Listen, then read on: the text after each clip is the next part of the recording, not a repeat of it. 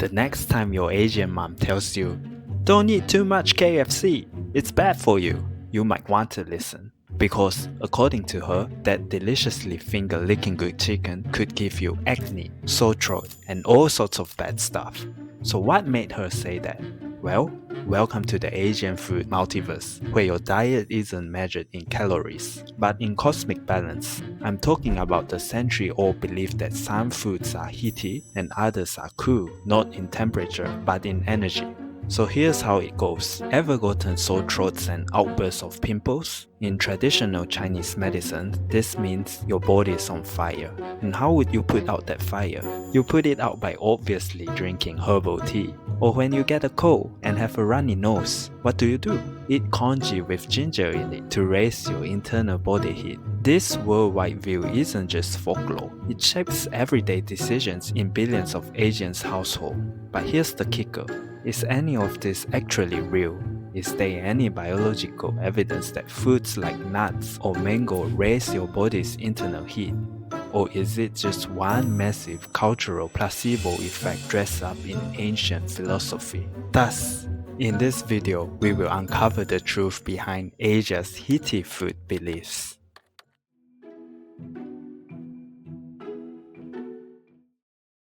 To understand this, we have to go way back when medicine didn't have MRIs or blood tests. All you had were herbs, intuition, and philosophical obsession with balance. There's a famous saying in traditional Chinese medicine that goes, "Medicine and food share the same origin." To put it simple, the Chinese version of "you are what you eat."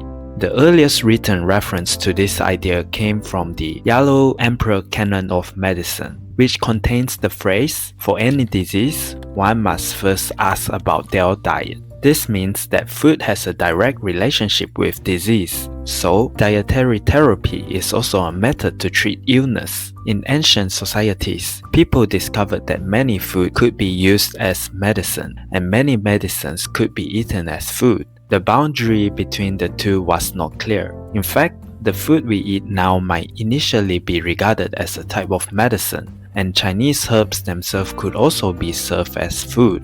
During the Zhou dynasty, the imperial court created the official position of Shi Yi, a food doctor. These were specialists responsible for preparing the emperor's meal and ensuring his diet maintained perfect balance. The Shi Yi even strictly controlled what the emperor ate to prevent overeating, which could cause obesity, laziness, or other health problems. This system persisted through successive dynasties, showing just how serious ancient China took the concept of food as medicine. They also categorized food into 4 natures and 5 flavors, where the 4 nature includes cold, cool, warm, and hot, and 5 flavors to be bitter, sweet, salty, sour, and pungent. Each food was considered to possess these 4 natures and 5 flavors.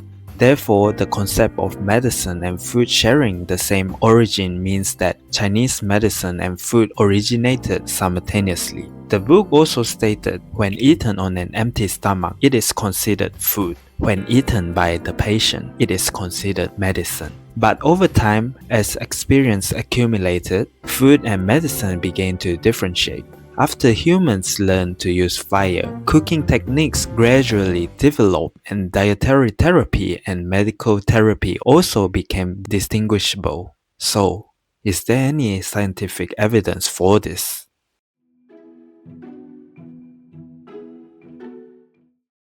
So we've just established that for thousands of years, Chinese culture has treated food as more than just calories. But here's the million-dollar question. Is there any science behind this, or is it all just a myth? Well, hold on to your chopsticks because it turns out there might actually be something to it. Let's take ginger, a classic heaty food. TCM says it boosts yang, which warms the body and improves circulation. And modern science, ginger contains a compound called gingeroids. These little chemical warriors can increase your body temperature slightly, stimulate blood flow, and even help with digestion. Then we've got cooling foods such as cucumber, watermelon, and mung beans. TCM says this clears heat from the body. Researchers have found that some of these foods have anti-inflammatory properties, high water content, and compounds that can lower body temperature or soothe the digestive system. But here's where it gets wild. Not all heaty foods are equal, and not all cooling foods are completely chill.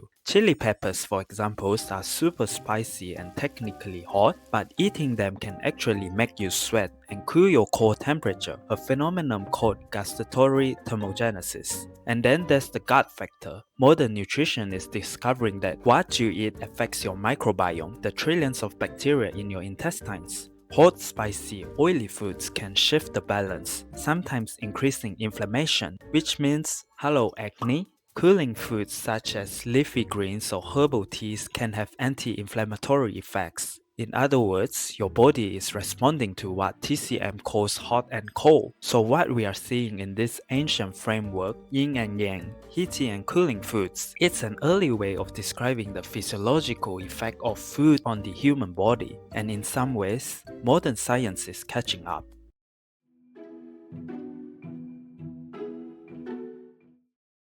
In billions of Asian households, the ideal of heaty and cooling foods isn't just advice, it's a way of life. Coldness in TCM or traditional Chinese medicine is forbidden territory.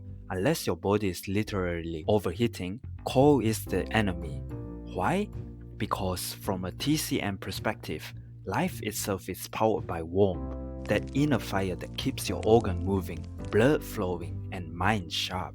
When you introduce cold foods or drinks, it's like throwing ice cubes into your body's internal engine. Everything slows down.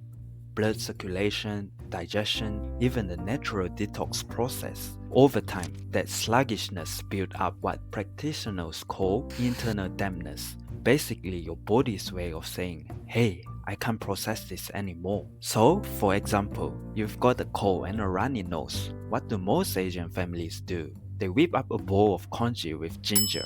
This in turn will raise the body's internal temperature. Because in TCM, it's about maintaining that yin and yang. It's the force that keeps your qi, your life energy flowing. When your inner warmth weakens, qi stagnates. That's when you feel tired, bloated, or emotionally sluggish. It's also why postnatal women are often told to avoid anything cold for a month after childbirth. In Southeast Asia, people warn that eating too much durian will make you heaty. In Korea, people eat samgektang, a boiling hot chicken ginseng soup during the hottest day of summer, a concept known as inyo chinyo, or fight heat with heat. Different traditions, but same philosophy, which is balance is key. What's fascinating about this belief system has survived centuries not because it's scientifically proven in the Western sense, but because it feels right through experience. People have observed patterns. Spicy food makes you sweat, fried food gives you pimple, and cold drinks after a meal make your stomach ache. These observations became generational wisdom long before modern nutrition existed. And if you think about it, it's not so different from Western wellness trends today. Listen to your body, eat with the seasons, balance your gut microbiome. In a way, TCM was already practicing holistic wellness of the modern day.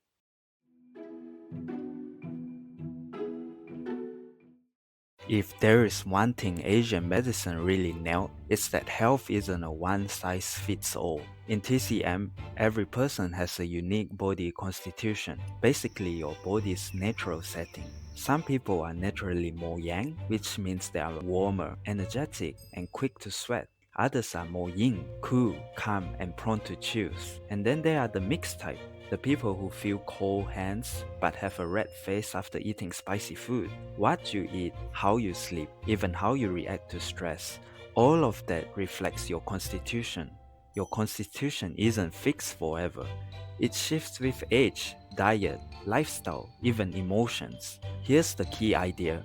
The food you eat can either support or sabotage that balance. If you are yang deficit, you need warming foods like ginger, lamb, or cinnamon to light up that inner fire. If you are yin deficit, you need cooling and hydrating food like pear, tofu, or mung beans to calm that heat. But if you keep eating the wrong foods for your constitution, say lots of fried and spicy stuff when you're already heaty, that imbalance deepens, leading to chronic fatigue, skin issues, digestive troubles, and hormonal shifts. So, while the language of qi and yang sounds suspicious, the underlying concept that each person's body reacts differently to the environment and diet aligns surprisingly well with modern biology and personalized nutrition. At the end of the day, whether you believe in heaty and cooling foods or not, there's something profoundly human about the idea. It reminds us that eating isn't just fueling our body, it's also connected to how your body feels, to the rhythms of the seasons, and to generations before us who believed that harmony on the plate could bring harmony within us. Maybe that's why these traditions survive, not because they are proven by data, but because they make sense to the human experience. Your mother might not talk about gut microbiomes or metabolic inflammation, but when she tells you not to eat too much fried food, she's expressing the same wisdom that balance matters.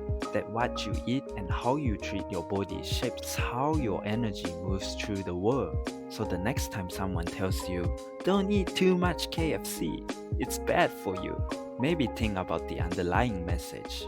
Because in some small way, they are not just protecting your stomach, they are preserving 1,000 years of human intuition wrapped in the language of food.